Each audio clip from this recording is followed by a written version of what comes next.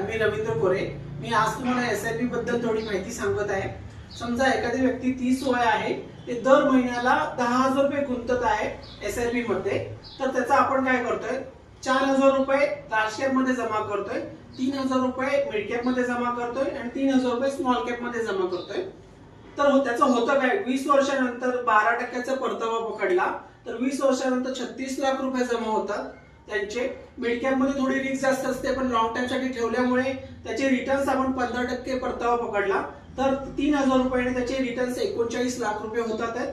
आणि 20 वर्षात small cap मध्ये ठेवलेले जे पैसे 3,000 रुपये 20 वर्षासाठी, त्याचा 18% वार्षिक परतावा पकडला तर 57 लाख रुपये त्याचे जमा होतात.